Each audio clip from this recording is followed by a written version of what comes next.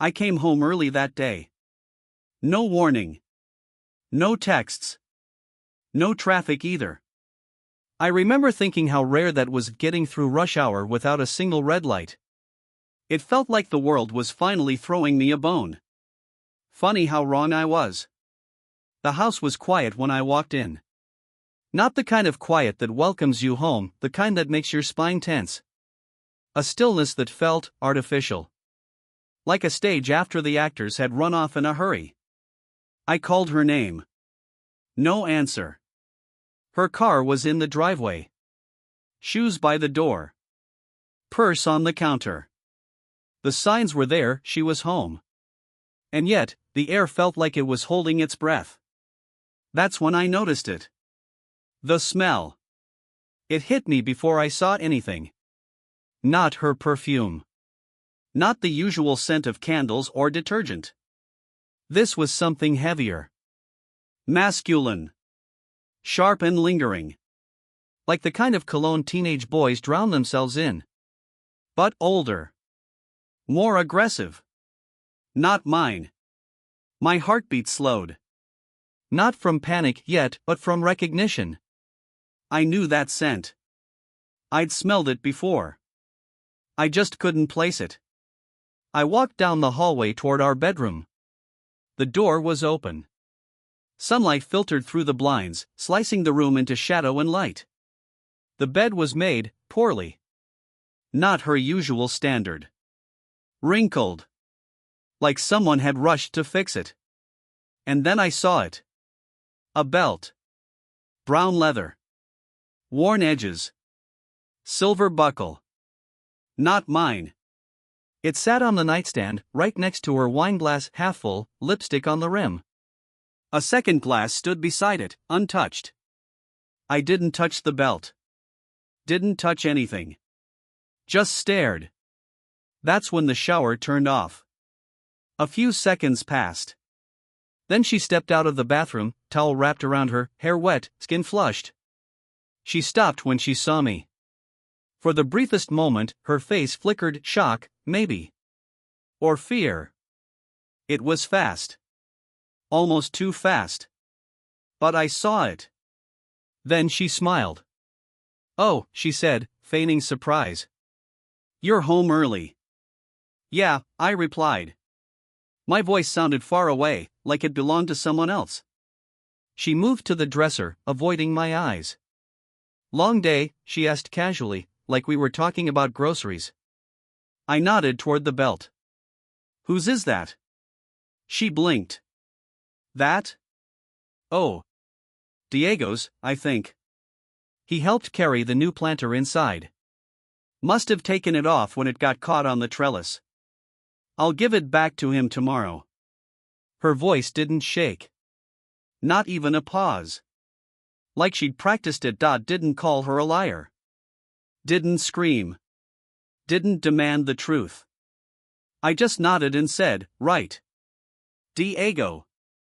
She dried her hair with the towel, humming something under her breath like nothing had happened. Like we were still that couple from 10 years ago who used to slow dance in the kitchen at midnight. I stood there, frozen, watching her pretend everything was fine. Watching her act like the belt wasn't there. Like I was the one making things up. And maybe I would have let it go.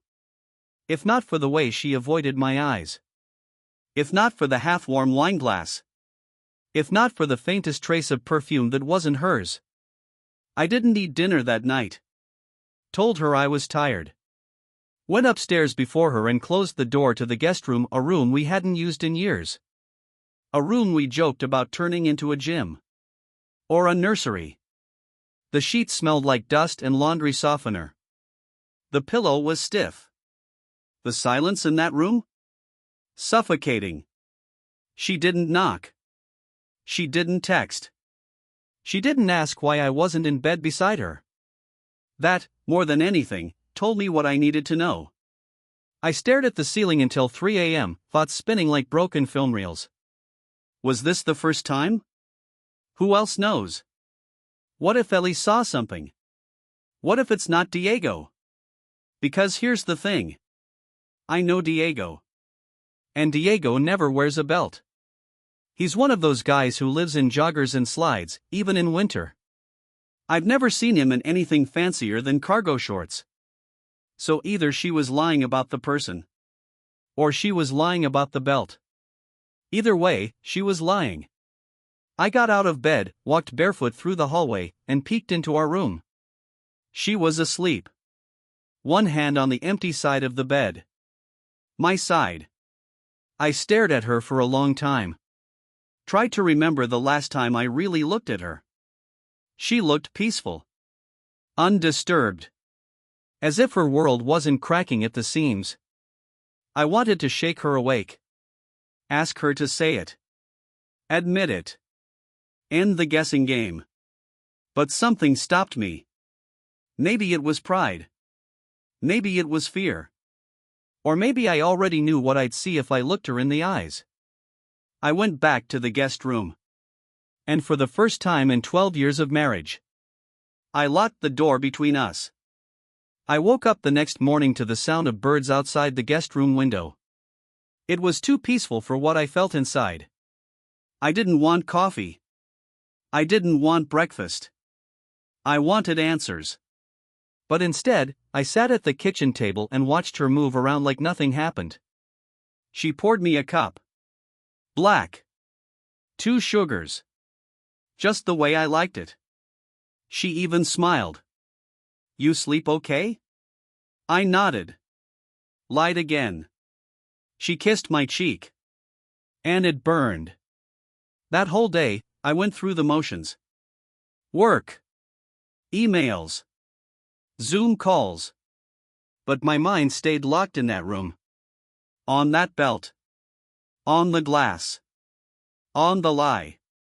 And then, like a whisper from a place I didn't want to hear. Mark. At first, I brushed it off. No. Not him. He was my best friend. My best man. Ellie's godfather. Family. But the longer I sat with it, the louder the whisper grew. He'd always been around. Too around. Birthday parties. Family dinners. Random drop-ins to borrow tools or check on the grill. I used to think it was just how close we were. Now, it felt like surveillance. I remembered something. A text from a few months ago. It was late. I had just gotten out of the shower. Her phone lit up on the nightstand. Still thinking about last Friday, winky face? No name. Just the preview. She saw me glance. Snatched it up quick. Laughed and said, my cousin being dumb. I didn't question it. Now I wish I had. Another memory bubbled up. Ellie's 7th birthday party. Mark had been there, like always. He brought the biggest gift. Stayed late to help clean up. And I remember catching a look between them, brief, but real. At the time, I chalked it up to tiredness. Or maybe I imagined it. But now? Now it felt like a confession I'd missed in real time. That night, I couldn't sleep. Not in the guest room. Not in the house. So I sat outside on the porch, staring at the stars like they had answers. I scrolled through old photos on my phone. Vacations. Parties. Holidays. In so many of them, he was there. Always by her side. Always smiling. Always with one hand resting just a little too close to hers. I didn't want to believe it. But my gut already knew. It wasn't Diego. It was Mark. My best friend. My brother in every way but blood. The godfather to my child. The man I once said would be the last person on earth to ever betray me. And now, he was the first name on my list. You don't realize how many clues you've missed until you start looking. And once you do, you can't stop. That night, I opened her laptop. I wasn't proud of it. I hesitated, hand trembling over the trackpad. I told myself I was being paranoid. But paranoia doesn't leave belts on nightstands. Her password was the same as it had always been, our anniversary. That hurt more than I expected. The home page loaded. Photos. Tabs. Open chats. I didn't even have to search. The guilt practically walked out to greet me. There was a folder on the desktop named Projects. Inside, subfolders labeled with months. Curiosity overpowered fear. I opened March. Inside were PDFs, invoices, and a hidden folder. Gray. Unnamed. I clicked it. The first file was a selfie. Her, in our bedroom mirror. In lingerie I'd never seen before. The date? March 11th. A Tuesday. I had been at a conference out of town. The next file was a video. Her. Laughing. A man's voice in the background, low, familiar, but just out of frame. Not enough to prove it was Mark. But my stomach already knew. I backed out of the folder. Went to her browser history. Private mode. Of course. But private mode doesn't erase everything, not if you know where to look. I opened the console. Ran a quick cache scan. There it was. A saved email draft to mark.evans84@gmail.com. Subject line, I miss your mouth. No message. No sent folder copy. Just, lingering data. Sloppy. And damning. I leaned back in the chair. The room spun. All these years, I thought I was being a good husband. Providing. Protecting. Being present. But I wasn't watching the right direction. I had locked the doors to our house, while the thief was already inside. Worse, I let him in. My phone buzzed. Hey man, beer tomorrow night? From Mark. As if nothing was wrong. As if we were still brothers. I stared at the screen, rage simmering just beneath the surface. Then typed back. Absolutely. Been meaning to catch up. Let the bastard smile. Let him walk straight into my trap. But first, I needed more. Hard proof. Undeniable. Something I could shove in their faces without a single word. No screaming. No drama. Just the truth. Naked. Ugly. Inescapable. So I went online. Ordered a hidden camera. Motion activated. Night vision. Discrete audio. And I installed it in our bedroom vent. The very room where my life had been turned into a joke. If they were going to keep playing games, I was going to start keeping score. The camera arrived 2 days later. Small. Black. Silent. It fit neatly into the corner of the bedroom vent. Took me less than 15 minutes to install it. Less than 10 to sync it to my phone. Then I waited. Waited like a man watching a train he knows will crash, but still hoping for a miracle. I told her I had a late meeting that Friday. A networking event downtown. She smiled, kissed my cheek, and told me to have fun. Her voice didn't tremble. That hurt. I drove 2 blocks, parked behind a gas station, and checked into a cheap motel with buzzing lights and paper-thin walls. Not because I needed a place to sleep. Because I needed a place to watch. At 7:12 p.m., the motion alert went off. I opened the app with shaky hands. Live feed. She was in our bedroom.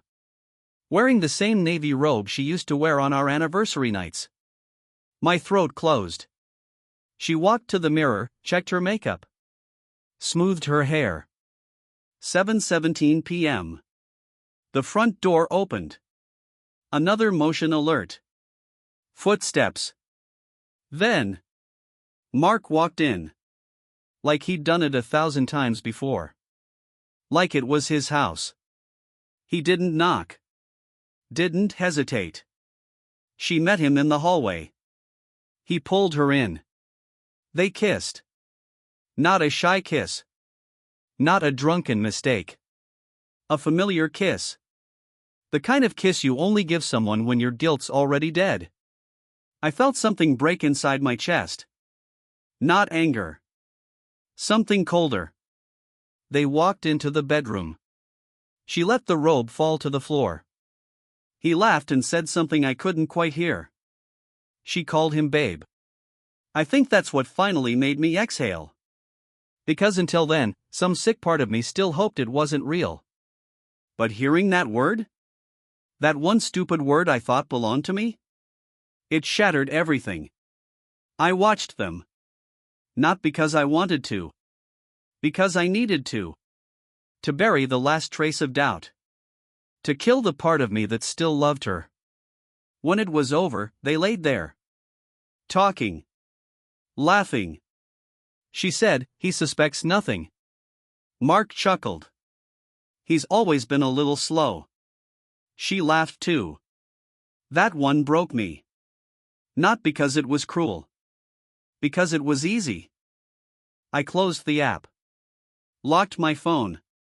Sat on the edge of the motel bed with my hands shaking. My wife was in my house. In my bed. With my best friend. While our daughter's drawings still hung on the walls. While our wedding photo sat on the dresser beside them.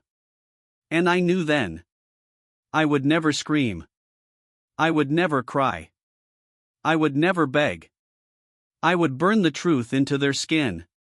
With silence, when I got home the next morning, she was making pancakes. The smell should have reminded me of Sundays, of messy hair and morning cartoons with Ellie on the couch. But all I smelled was rot. Rot behind a beautiful mask. She turned and smiled. "You're up early. How was the event?" "Long," I said. "Boring." She leaned over and kissed my cheek. "Glad you're home." So was I. Home is where the knife would twist best. That whole day, I played the part. The loving husband. The distracted dad. The man with too many emails and not enough hours in the day. But inside? I was building something. A storm. I created a folder on my laptop titled Bills. Inside, every file I had. Photos. Videos. Screenshots. Chat logs. Audio clips. Every lie. Every moan. Every kiss. All neatly labeled. Day. Time. Angle. Evidence. Because I wasn't just going to confront them. I was going to expose them. Not with shouting. Not with fists. With proof so cold and brutal it would leave nothing to deny. That evening, we sat on the couch watching some comedy she picked. She laughed. I didn't. She leaned into me. I let her. Her head on my shoulder felt like acid on skin. Ellie came in, climbed into my lap, and asked, "Can we go to the park tomorrow, just us?" "Just us?" I asked. She nodded. "Yeah. Mommy's always too busy." I looked up. My wife smiled like nothing was wrong. I kissed Ellie's forehead. "Tomorrow. Promise." Later that night, as she showered, I opened her phone. No passcode change. She didn't think I'd ever look. There it was. A message from Mark, buried in a folder called Work Notes. "Can't stop thinking about last night." She'd replied with a winking emoji. I forwarded it to myself. Added it to the folder. Then I looked at myself in the bathroom mirror. I didn't recognize the man staring back. He wasn't broken. He wasn't furious. He was done. I didn't sleep in the guest room that night. I slept beside her. I let her wrap her leg around mine. Let her whisper, "I love you." I even whispered it back. Because when the blade is sharpest, you keep it hidden until the final cut. I've always believed that if you want something done right, you do it yourself. So I planned it like a mission. No shouting. No fists. Just cold, calculated truth in front of everyone who ever believed our marriage was perfect. Step 1: The guest list. Ellie's birthday was a week away. Emily had planned a backyard party, bounce house, barbecue, decorations from Pinterest. She was already texting family and friends, cousins, aunts, neighbors, and of course, Mark. She smiled when she told me he confirmed. He's always good with the kids. I nodded.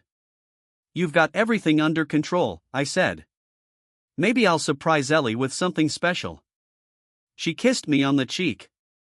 You're such a good dad. And you're a fucking fraud, I thought. Step 2: The delivery system. I copied all the files, videos, photos, screenshots onto a USB drive. Labeled it slideshow_birthday.mp4 so nobody would ask questions. I tested it twice on the TV in the living room. 4K clarity. Sound perfect. I created backup folders on cloud storage, too, in case anything went wrong. Set them to autosend to select emails if I didn't cancel within 5 minutes of scheduled delivery. One of those emails was to her parents. Another to Mark's wife. Yes, Mark was married too. You didn't know that yet? Neither did most people. But I found her Instagram. Found the family photos. I made sure she'd be invited too. Let them all sit together. Let them all watch. Step 3: Play it cool. I went back to normal. Made breakfast. Watched movies with Ellie. Slept beside my wife. Even bought her flowers the day before the party. She looked at me confused, like she hadn't earned them. She hadn't. That was the point.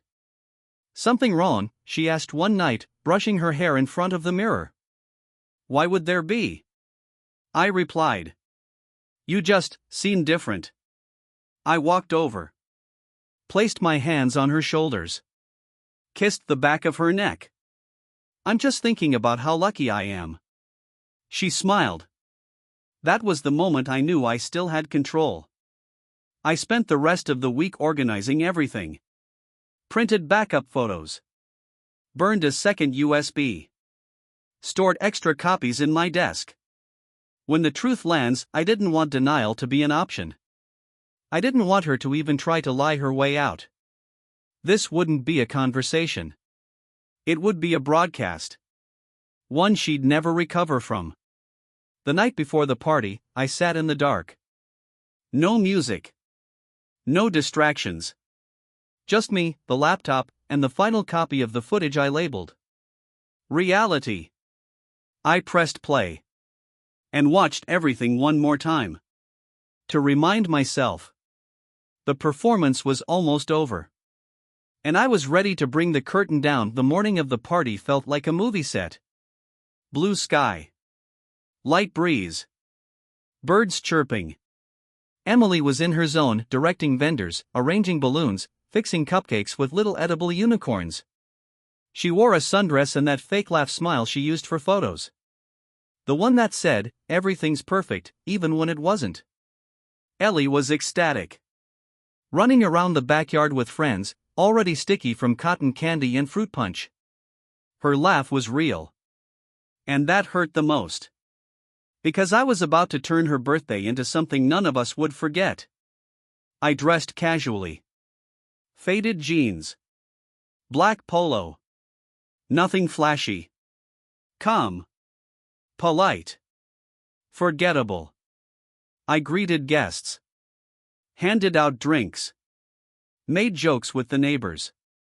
Posed for pictures. Every move rehearsed. Every word weighed. No one saw it coming. That's what made it perfect. At 1:30 p.m., Mark arrived. He wore sunglasses and that easygoing smirk he always had. The one that made people trust him. The one I once mistook for loyalty. He brought Ellie a wrapped box the size of a microwave. Open it later, he said, patting her head. Special surprise. I wondered how many other surprises he'd given in my house. Emily came out with a tray of lemonade, saw him, and lit up like a Christmas tree. They hugged. Too long. Too familiar. I watched her whisper something into his ear. He grinned. And I smiled too. Because this was the last time they'd ever do that without consequence. By 2 p.m., the backyard was packed. Family. Friends. Kids screaming. Music playing. Laughter bouncing off the fence line. Inside, my laptop was already plugged into the TV. The file was ready. One click. Just one. At 2:30, we gathered for cake. Ellie stood in the center, eyes wide as everyone sang. Emily held her shoulders proudly. Mark stood on the other side. Like a happy family. My stomach twisted, but my hands stayed steady. She blew out the candles. Everyone clapped. Photos were taken. A few more songs.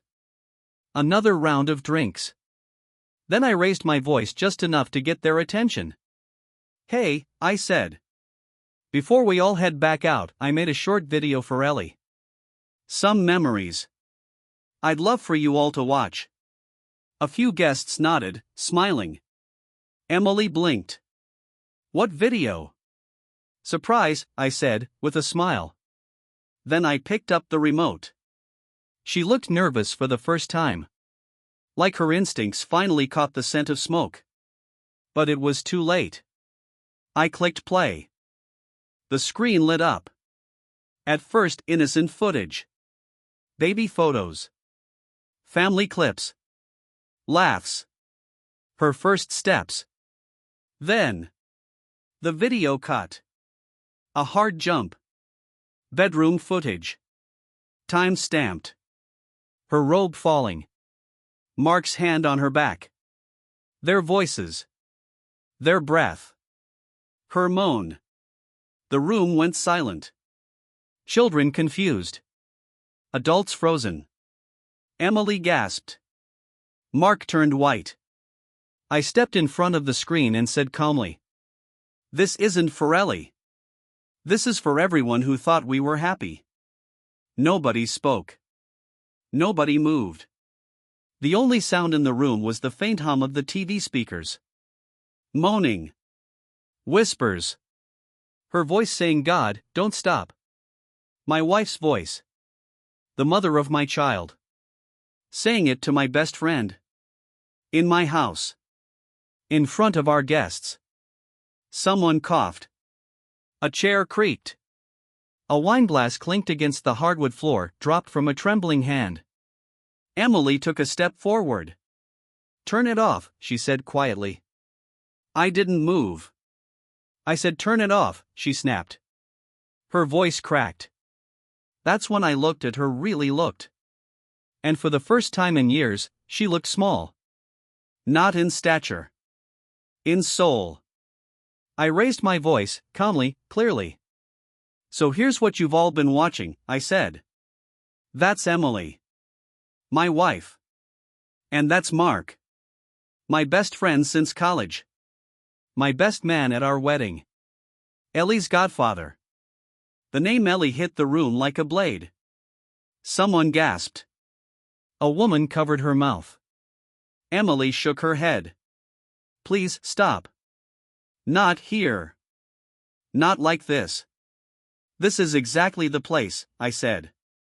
"This is where you smiled. Where you played wife. Where you told my daughter to love the man who's been in your bed while I was at work." I turned to Mark. He looked like he'd aged 10 years in 10 minutes. I smiled, but there was no warmth in it. "You always said I was like a brother." Then I looked at the crowd. "You ever wonder what betrayal sounds like?" I asked. I nodded to the TV. "It sounds like this." The room was heavy with disgust. Confusion. Some people left. Others stood frozen. Mark opened his mouth. I didn't mean." "You meant every second," I cut in. "You walked into my house. Ate my food. Hugged my daughter. Then you crept into my bed like a roach. Emily reached for my arm. Please, not in front of Ellie. I stepped back. Oh, now you care about Ellie? Where was that concern when you were moaning her godfather's name with your wedding ring still on? I looked around the room, eyes meeting each guest. Don't comfort her. Don't defend him. Don't say it's complicated. It's not. They lied. For almost a year. And I let them. I took the remote and paused the video. Her face froze on screen. Caught mid-laugh. So proud of her performance. I'll be filing for full custody, I said. Ellie stays with me. Emily can keep the lies. I turned to her. You can explain to your parents why they're getting an email in 5 minutes with every file this TV didn't show. She broke then. A sob tore from her throat. She tried to speak but couldn't. And I walked away. Not in anger. Not in triumph. Just done. The man who loved her was dead. The one walking out the door? Was born from the ashes she left behind. I didn't slam the door behind me. Didn't throw anything. Didn't curse the sky. I just stood outside on the porch, letting the late afternoon sun hit my face. Inside, the chaos played itself out. Muffled crying. Guests murmuring. The sound of chairs being pushed back, of feet shuffling across the floor as people left without a word. I heard someone say, I had no idea. Another whispered, did you see the look on her face? And then the door creaked open behind me. Soft footsteps. Ellie. She looked up at me, her eyes full of confusion, holding the corner of her pink party dress like a shield. Daddy, why was Mommy crying? I bent down, held her close, kissed her forehead. She made a mistake, I said gently. A big one. Is she in trouble? I paused. Yes, I said quietly. But not the kind you get grounded for. She didn't ask more. She just wrapped her arms around my neck. And whispered, can we go home? I nodded. We are home. But we're going somewhere better now. We got in the car. Just the two of us. She clutched her stuffed unicorn like a lifeline. I didn't look back. Not at the house. Not at Emily standing in the doorway, sobbing into her hands. Not at Mark sitting on the steps, head buried between his knees. They were ghosts now. Let them haunt each other. I drove in silence, one hand on the wheel, the other holding Ellie's small fingers. We checked into a hotel on the edge of town. Quiet. Clean. Peaceful. I ordered room service, pancakes and chocolate milk, her favorite. We watched cartoons until she fell asleep beside me. Her breathing slow. Calm. She didn't cry. She didn't ask for her mom. She just curled into my side, like she'd been waiting to feel safe again. I stared at the ceiling, eyes burning. I didn't feel victorious. Didn't feel powerful. I felt empty. But not broken. Because now I had truth. And with truth, you can build something new. Something honest. My phone buzzed. Dozens of texts. From her. From Mark. From numbers I didn't recognize. Calls. Voicemails. Please. I blocked them all. Then I opened my email and hit send. Within seconds, every contact I'd selected, her parents, my family, Mark's wife, received the folder titled The Truth You Deserve. No more secrets. No more masks. Let the fallout begin. The first call came from an unknown number at 7:13 a.m. I ignored it. Then came a second one, same number, 30 seconds later. Then a text. Please. It's Margaret. I'm Emily's mom. I sighed. Sat up in the stiff hotel bed while Ellie slept curled beside me, clutching her unicorn. I stepped out into the hallway and answered. Hello? Is it true? She said, her voice trembling. Tell me it's not true. Tell me this is some kind of misunderstanding. No, I replied calmly. No misunderstanding. I sent you everything you need to see. If you still have questions, you didn't watch closely enough. There was silence on the other end. Then a soft sob. I raised her better than this. I thought I married someone better than this. Another pause. She ruined everything. I didn't argue. She hurt her daughter, I said. That's all that matters now. She said it was just a mistake. It was a pattern, I cut in. Not a moment. Not a slip. A choice. Over and over. And Mark? He made those same choices. With full access to our home. Margaret tried to apologize. Tried to say she didn't know. But it didn't matter. I ended the call with one sentence. I won't stop you from seeing Ellie. But you'll see her through me. Then I hung up. 20 minutes later, my phone buzzed again. Different number. Out-of-state area code. I had a feeling. I answered. Hello?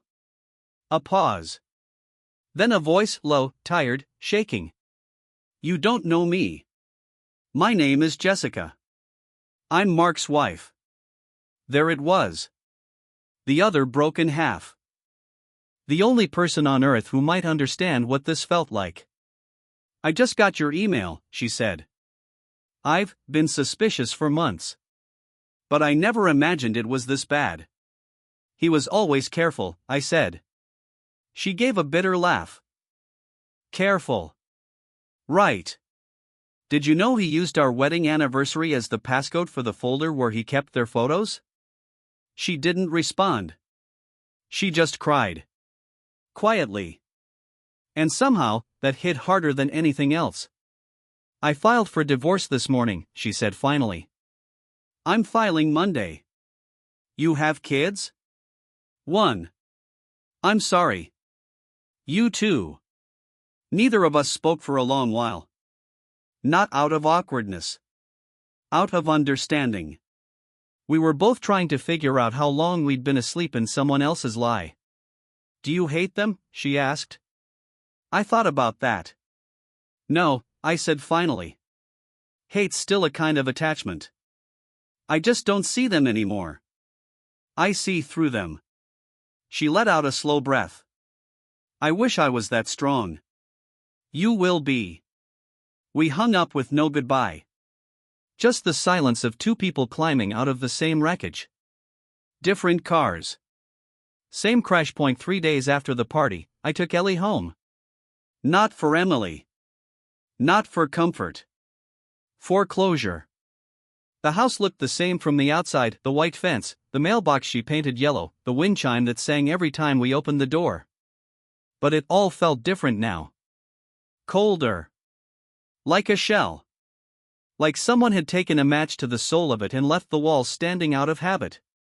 Ellie skipped up the steps, still innocent, still untouched by the things adults rot from. I unlocked the door and let her inside. She darted to her room, yelling, I missed Mr. Pancake. Her favorite stuffed bear. I stood in the foyer. Everything was silent. Then I heard movement from the kitchen. She was there. Emily. Standing by the sink in the same oversized hoodie she used to steal from me after movie nights. She turned slowly, her face pale, eyes red. I didn't speak. She did. Thank you for bringing her back. She lives here, I replied. You don't. The words hit her like a slap. She flinched. I didn't know where else to go. My parents. They saw the truth, I said. Same as I did. She stepped forward, hands trembling. I know you hate me. I don't hate you, I interrupted. I don't feel anything for you anymore. That's the part you still don't understand. She looked down. I made a mistake. No, I said. A mistake is forgetting to pick up milk. What you did was a demolition job with a smile on your face. Her eyes welled again. She shook her head. You're right. I don't deserve to be her mother. Don't put that on me, I said. That's between you and the court now. She collapsed into a chair. No more pretending. No more control. Just the reality she'd built with her own hands and now had to sit in alone. I miss you, she whispered. You miss who I was when I still trusted you. She nodded slowly. And I'll never be that man again. I walked past her. Into my home.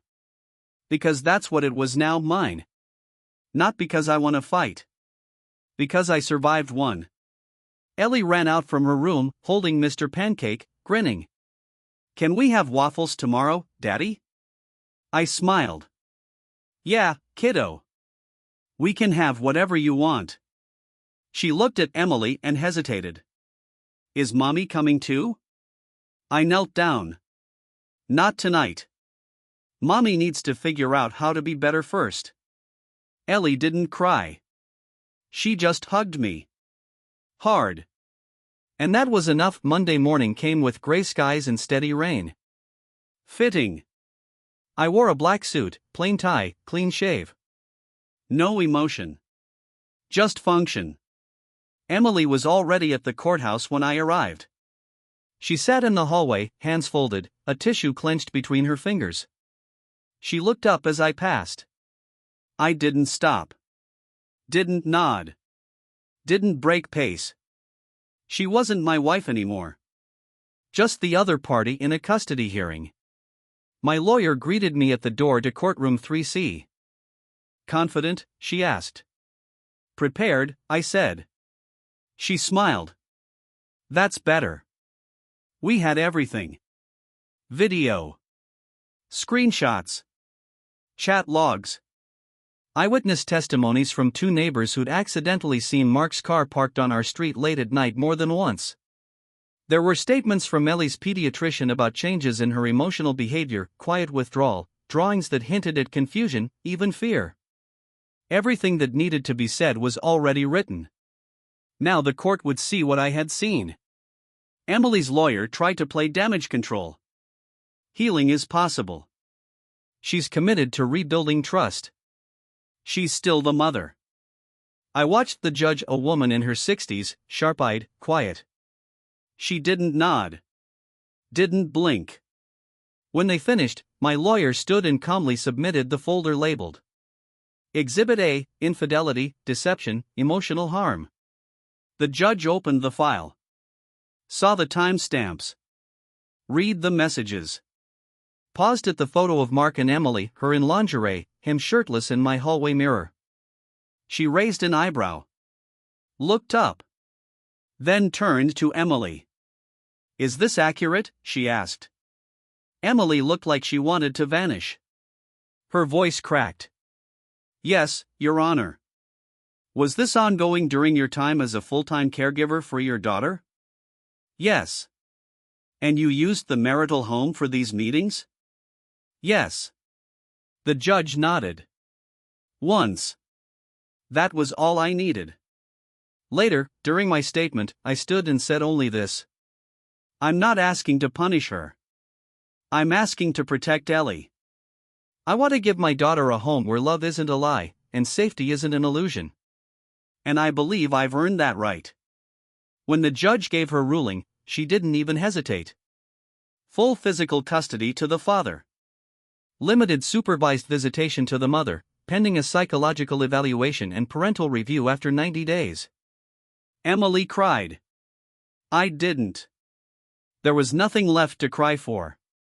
Only things left to rebuild.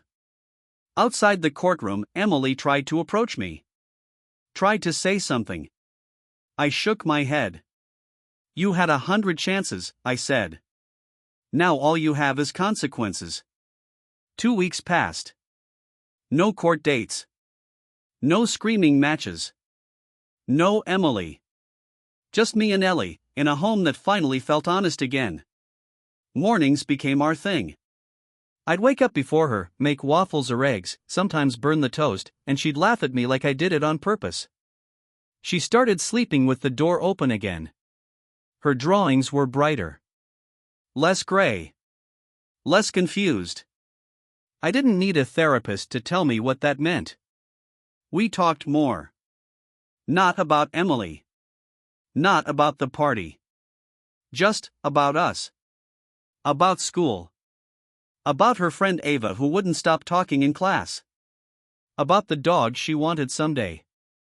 And once, quietly, she asked, "Daddy, are you sad?" I hesitated. Then said, "Sometimes." She looked down. "Is it because of Mommy?" "No," I said honestly. "It's because I used to believe in something that wasn't real. And when you lose something you believed in, it takes a while to feel steady again." She nodded like she understood. Maybe she did. Then she whispered, "I'm glad I still have you." That broke something in me I didn't even know was still standing. At night, I'd read to her old fairy tales, with kings and castles and heroes. She liked the parts where people told the truth. Even when it hurt. And one night, after I turned off the light, she said, "I hope you're the hero in your story, Daddy." "I don't feel like one," I admitted. "But you told the truth," she said. "That's what heroes do." I didn't sleep much that night. But I didn't cry either. I started cleaning out old things. Boxes full of us, wedding gifts, anniversary cards, photos. Some I kept. For Ellie's sake. Most I didn't. I burned one box in the fire pit behind the house. Watched the pages curl and blacken. It didn't feel like revenge. It felt like sweeping up broken glass after an accident. Carefully. So no one gets cut again. I started therapy. Didn't tell anyone. Didn't want advice. Just wanted to sit in a room with someone who could help me name the weight I'd been carrying for years. Not just from the betrayal, but from everything I let go unanswered before it. There's a strange kind of peace in living without secrets. Even when the silence gets loud at night. Even when the space beside you in bed stays empty. At least it's not being shared behind your back anymore. I wasn't healed. But I was whole. And that was enough for now. Didn't plan to see him. Didn't expect it. But life has a sick sense of humor sometimes. I was grabbing groceries. Saturday morning. Ellie was at a friend's sleepover. The store was half empty. Peaceful. I was standing in the cereal aisle, comparing 2 boxes of overpriced granola when I heard the voice behind me. "Hey." Just that. Flat. Cautious. I turned. Mark. His hair was longer. Beard patchier. Hoodie old and faded. He looked smaller somehow. Like time had been working him over since I last saw him. We stared at each other for a second too long. He cleared his throat. "Didn't expect to see you." "I live here," I said. "You don't." "Yeah." I moved. I nodded. "Heard about the divorce." He rubbed the back of his neck. Jessica didn't want to hear it. Not even an apology. She shouldn't have to. He looked down. "You're right." We stood there, alone between Frosted Flakes and Raisin Bran, like two ghosts bumping into each other in a world that had already moved on. "I don't know what to say," he mumbled. "Then don't," I said. He looked up. I miss our friendship." I almost laughed. Instead, I said, "You didn't just screw my wife, Mark. You screwed my trust. My peace. You held my daughter on her birthday and went to bed with her mother hours later. That's not a mistake. That's rot." He looked like he wanted to disappear into the linoleum. I was lost, man. We were all lost. You just chose the dirtiest road and dragged everyone else down with you. He didn't defend himself. Didn't cry. Didn't ask for forgiveness. And maybe that was the first honest thing he'd done in years. "I'm sorry," he said, quietly. And I believe he meant it. But meaning doesn't undo impact. I reached into my cart, grabbed the cereal I'd already decided on, and started to walk past him. He didn't move. Didn't stop me. But just before I turned the corner, I said, "I don't hate you, Mark. I just can't see you without seeing everything you broke. So for both of us, let's not cross paths again." And I left him there. Alone. Surrounded by sugary boxes that promised smiles he'd never earn again. I didn't look back. Because ghosts aren't supposed to follow you home. The visitation center was sterile and beige. Plastic chairs. Artificial plants. A fish tank with one tired-looking goldfish that probably saw more broken families than any therapist in the city. Ellie clutched my hand the entire walk in. She didn't ask questions. She just held on. Her grip got tighter when she saw the door marked Room 2B Monitored Visitation. I bent down beside her. "You'll be okay," I said softly. "There's a lady inside who stays with you. Just to make sure you feel safe. And I'll be waiting, right outside. Okay?" She nodded slowly. "Will Mommy be mad?" "No," I said. "She might be sad. But not mad." Ellie hesitated. Then whispered, "I'm not mad. I just don't know what to say to her." "You don't have to say anything you don't want to." She nodded again. And let go of my hand. I watched through the one-way glass as the door opened. Emily walked in. Hair tied back. No makeup. Face pale. When she saw Ellie, her lips trembled. She sat down slowly. No hug. No rush. Just silence. Then, "Hi, baby." Ellie looked at her, unsure. "Hi." And they just sat there. Two people who once shared everything. Now struggling to share a sentence. I don't know what I expected. Begging? Tears? Regret? But what I saw was worse. Distance. And not the kind the law enforced. The kind that grows when a child realizes something you can't fix with hugs. When they sense you broke something sacred even if they can't explain what. They talked. A little. Emily asked about school. Ellie answered, short and careful. Emily asked if she missed her. Ellie shrugged. That shrug made Emily cry. But not the loud kind. The kind where your chest shakes and you stare at your knees. The kind you cry when the mirror shows you the truth and there's no one else left to blame. After 30 minutes, the monitor called time. Ellie stood up slowly. Emily reached out gently and touched her hand. Just once. Then pulled away. I love you, she said. Ellie looked down. I know. When Ellie walked back into the lobby, I knelt to meet her. She didn't cry. She didn't talk. She just wrapped her arms around my neck and held on like her life depended on it. And in that moment? So did mine. Emily walked out a minute later, eyes swollen. She didn't speak to me. Just looked at us, Ellie holding me like home. I met her gaze. Not with anger. Not with pity. Just finality. You gave this up. You broke it. Now you watch it from the outside. And she knew it. I started writing again. Not books. Not poetry. Just thoughts. One sentence at a time. Some days it was just. I didn't think about her today. Other days. Ellie laughed so hard she snorted chocolate milk. They weren't profound. They weren't pretty. But they were mine. And they were true. I bought a new notebook. Black cover. No lines. Every page felt like a space I didn't know to anyone. I wrote about how silence used to feel like punishment.